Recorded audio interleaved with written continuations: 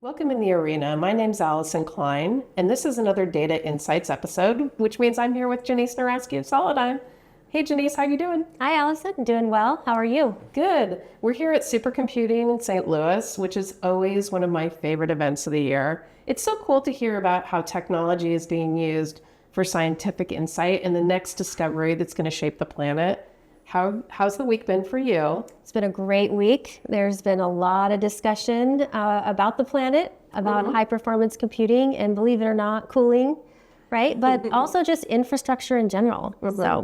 So we have a really cool guest with us. I am so excited for this interview. Tell me who you brought with you and what we're talking about today. I'm very excited because today we have Daniel Bounds from Nebius. And as most folks know, the Neocloud is a fascination, right? It's a new way of doing cloud, and it's not seen as the traditional enterprise. And I think what you guys have achieved so far is just simply amazing. So welcome.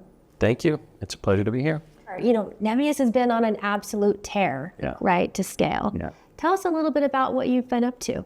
I've been with Nebius about a year. In that time frame, this industry has really just taken off. I think we've all been waiting for decades for all of the necessary componentry, software, hardware, infrastructure, capital, everything to be in place. And this is the right place at the right time, especially for supercompute. When you think about all of the amazing things that we create together through AI, this is a special week for us. But we just had earnings last week. We're selling everything we've got, right? Which is amazing. We're building at massive scale. And even as we look forward to next year, we're looking at run rates in the $7 and $9 billion range. And so it's truly amazing. And also the customer stories that are pulling through at this time are inspiring and propelling us forward. Now, I think that one of the things that I do is follow the Neocloud space so carefully and the new providers of compute hardware to fuel AI. I've been so intrigued by Nebius. Can you tell me a little bit about what you think sets Nebius apart? So when I answer this question, typically where I go immediately is the people. If you look across the Neocloud landscape, everyone is in a race to build more faster. We've all looked at accelerated computing as the answer. We've all looked at purpose-built infrastructure as the answer. And so the question becomes, how do we create that, build it fast enough with the high enough efficiency so that we can actually power these things and achieve output? So the people that we have that are making that happen, 400 or 500 engineers from guys who know how to develop silicon, up through the rack and the row, to the folks who understand Kubernetes and Slurm to operate the environment at hyperscale, but also build really the infrastructure of a traditional supercomputer that everyone has access to. That is really what sets us apart versus the rest of the Neocloud competition. Supercompute is always a really great place to gauge, where the industry is headed. What are you guys seeing in terms of how AI is kind of evolving the technical compute space? So technically, we're on the cusp of yet another inflection point. And these inflection points are happening really fast. If you look at the performance of the GPUs, of the high bandwidth, low latency fabrics that we're deploying, and of the storage, data is such a critical component to all aspects of AI. From ingestion to preparation to the way that we compute on GPUs to really infusing that into applications, data is the common denominator. And so very excited about the innovations that are happening all along that data pipeline for AI workloads and how that's unlocking a lot of value. For us, we look at it through the lens of the industries. We're incredibly excited to service some of the biggest foundational model builders, and now a ton of AI native startups that are going to be those foundational model builders. That wave crest has happened. Now we're also seeing the at scale enterprise class inference that everybody can actually monetize. And that's the big inflection point that we're really excited about right now.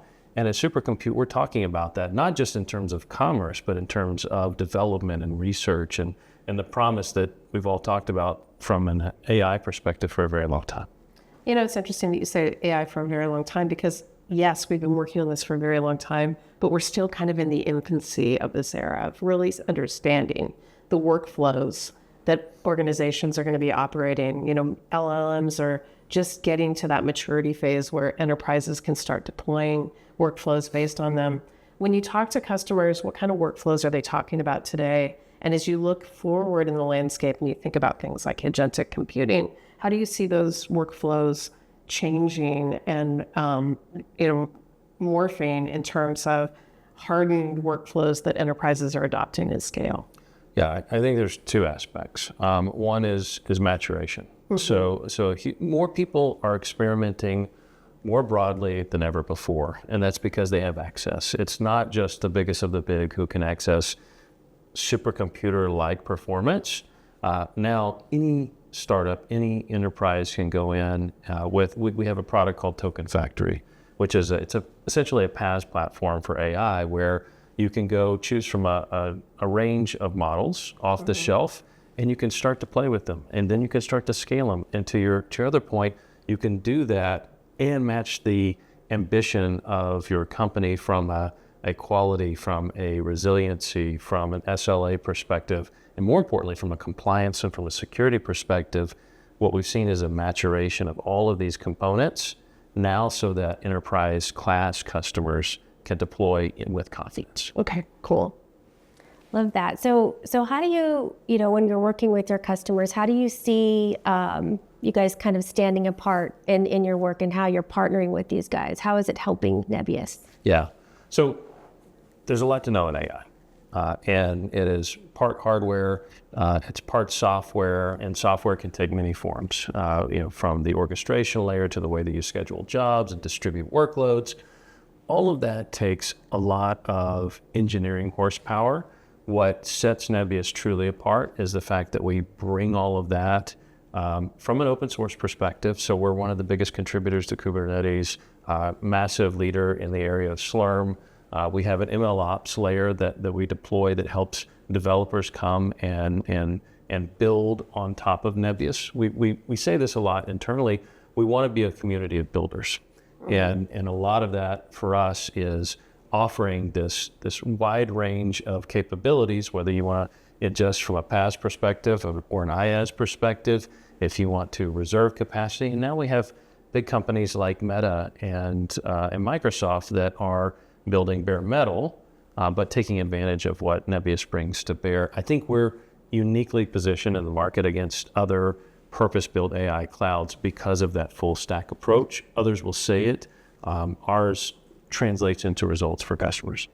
That's incredible. Now, I think that we talk about the community of builders. I think about one thing that I know all customers are going to talk to you about are performance and then cost.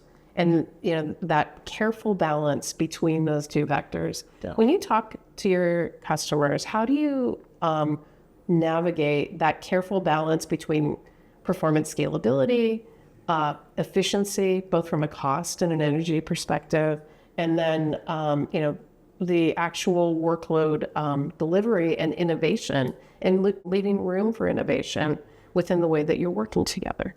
Yeah, so innovation is at the top of our priority list. Mm-hmm. Everything that we do can always be perfected.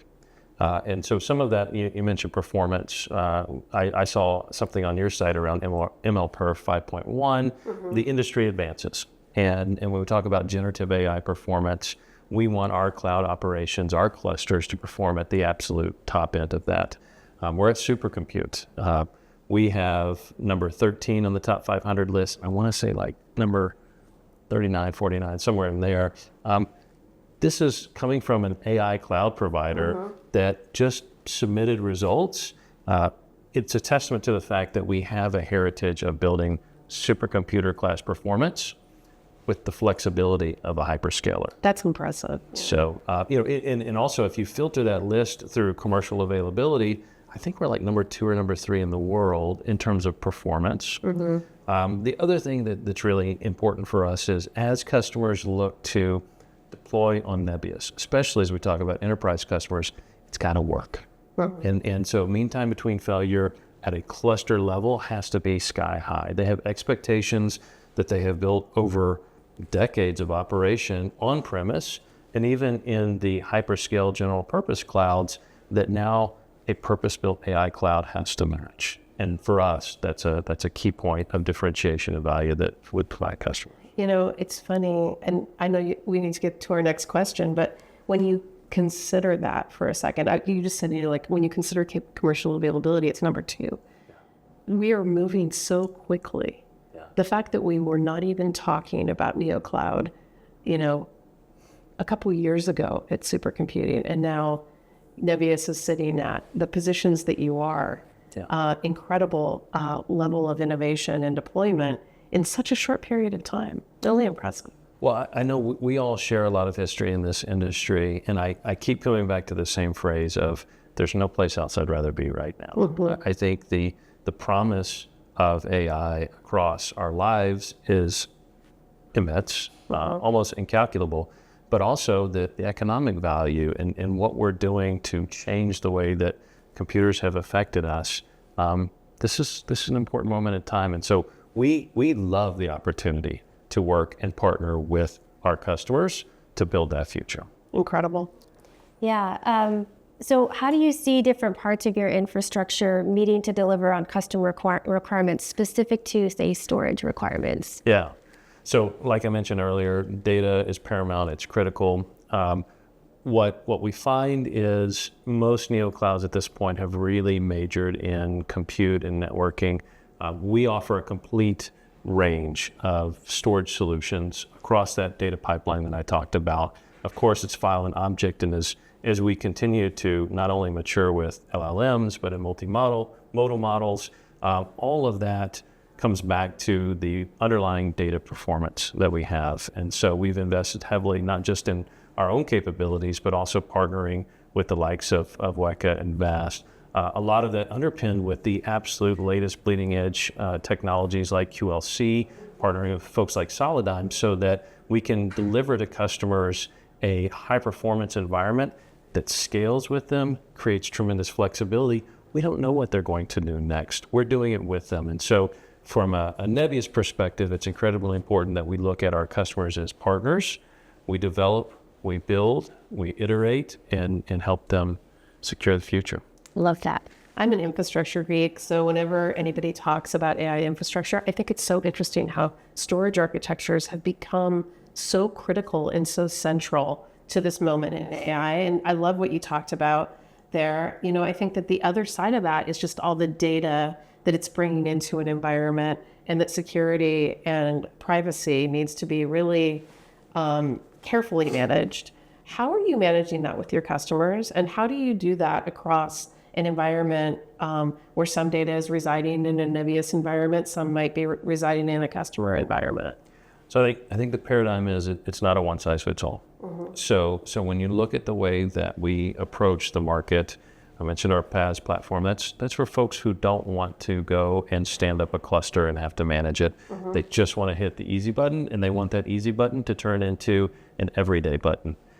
We have reserve capacity. We also have bare metal. We also have what we call a white label service, where we have either municipalities or governments or nation states that are looking to deploy some level of sovereignty around the cloud.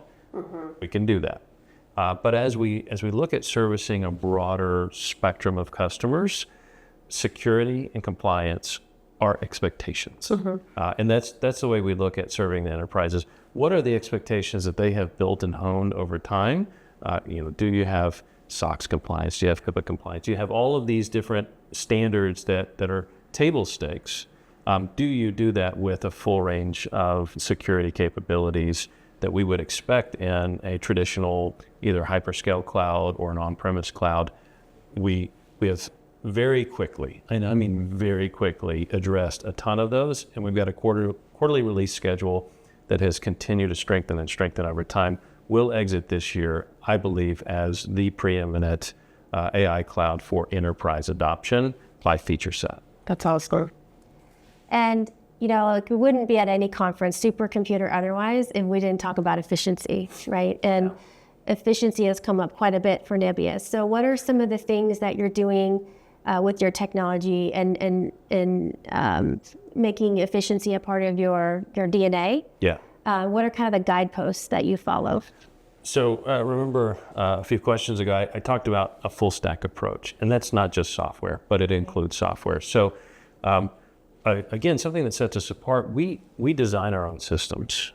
So from the FETs that we choose on the motherboard to the efficient drives that we put into our compute and storage chassis to the way that we build our data centers. We have a data center in Finland with insane PUE, so much so that between the free air cooling and the fact that we pass the heat back into the local community, we heat their houses. I mean, thousands and thousands of houses benefiting from the operation of this data center. So efficiency is absolutely in our DNA, but it doesn't end there. We're constantly looking at this balance between performance per watt per dollar, because it has to be commercially viable, it has to be highly efficient, it has to be something that yields results for the customers. So each one of those things factor in, and on top of that, every customer is slightly different. They all want to build the infrastructure that matches their AI ambition, and so we take that into account as well. So I'm very confident in the level of overall efficiency that we're building into our entire stack, but I really love when we have stories with individual customers where they can maximize for their use case. I love that example you gave too. That's just really cool. Yeah, Finland data centers, yeah. I love the heat repatriation examples. The thing that I'm thinking about, we started the interview about Nebius has been on a tear. You've also been on a tear. Your career trajectory is so interesting. You joined Nebius a year ago. You did that because you saw a future that was bright. What are you most excited about in terms of the future at Nebius? So we've already acknowledged that things are moving fast, and they're moving in ways that not everybody can foresee. And I would venture to say no one can perfectly foresee it. Where we're moving next is this focus on individual segments of the market. So protein folding is a great example inside of healthcare and life science, inside of bioinformatics, inside of, there are use cases where AI has really started to have an impact, and that gets our juices flowing, because then we can start to think about financial services, we can talk about retail. A lot of people don't know this. Nebius also owns a autonomous driving vehicle company called AV Ride. Well, there's tremendous innovation that's happening in robotics and autonomous driving. AI is the backbone of that. So it's the application in daily lives, in enterprises, beyond just this idea of having agentic support. That's important. It's a first step, but there's so much more that we can do as an industry. And I think supercompute is a great place where we can have that conversation. Well, that sounds fun. Yeah, I mean, folks need to know where can they go to learn more. So if they want to reach out to Nebius, or figure out more information, what do they do? Reach out to us. There's an easy contact us button on nebius.com. We will respond immediately, or as close to immediately as humanly possible. But yeah, reach out to us. We're here at Supercompute. We'll be at all the GTCs. We're at almost all of the vertically oriented trade shows around the world, and we are craving engagement with anyone who's looking to stand up a highly flexible, highly performant, highly efficient AI purpose-built infrastructure. We love what we do. Well, I can't wait to follow your story. You're on a great trajectory, and I can't wait to learn more. We'd love to have you back on the show anytime you want to come on. But thank you so much for being here today. It was my pleasure. And thank you so much for the questions, and we will talk soon. Thank you, Daniel. Yeah, thank you.